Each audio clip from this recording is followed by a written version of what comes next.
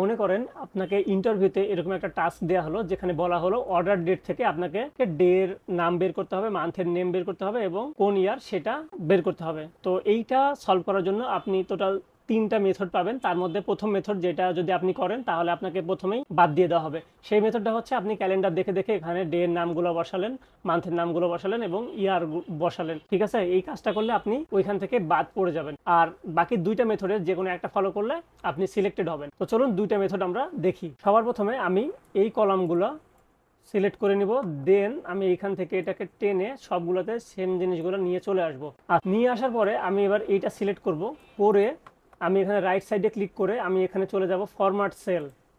যাওয়ার পরে আমি কাস্টমে চলে যাব, যাওয়ার পরে এখানে জাস্ট আমি 4টা ডি লিখে দিব। আমি যখন এটা ওকে দিয়ে দিব তখন দেখেন আমার এখানে নামগুলো, ডে নামগুলো চলে আসছে। সেমভাবে আমাকে এইগুলো আবার সিলেক্ট করতে হবে।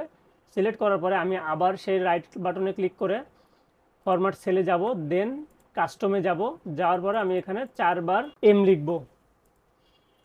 সেমভাবে এইগুলো আমি আবার সিলেক্ট করব, করার পরে কাস্টমে যাব, ফরম্যাট সেল, দেন হচ্ছে কাস্টম।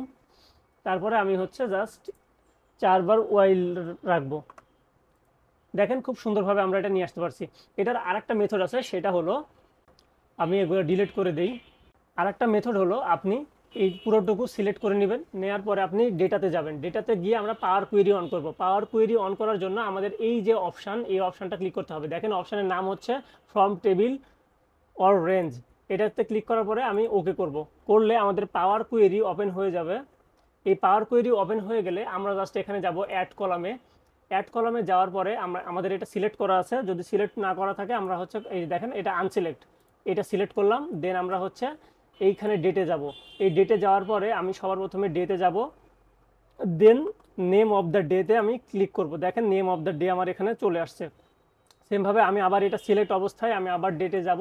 ডেটে যাওয়ার পরে আমি কি করব, month of the name select করব। এই যে দেখেন মান্থ চলে আসছে। সেমভাবে আমি এটা আবার সিলেক্ট থাকা অবস্থায় আমি ডেটে যাব, দেন আমি ইয়ারে যাব। ইয়ারে যে এই ইয়ারে ক্লিক করব, দেন আমার এই ইয়ারটা চলে আসছে। দেখেন খুব ইজিলি আমরা এই জিনিসটা করে ফেলতে পারলাম। এটা নিয়ে আসার পরে আমি এই যে ক্লোজ অ্যান্ড লোড এখানে ক্লিক করব, তাহলে দেখবো আমরা এই জিনিসটা আমাদের এখানে চলে আসছে। ঠিক আছে, তো এই 2টা মেথডে আপনি এই জিনিসটা করতে পারেন খুব সহজেই। অবশ্যই জানাবেন আপনাদের কাছে কোন মেথডটা বেশি ভালো লেগেছে।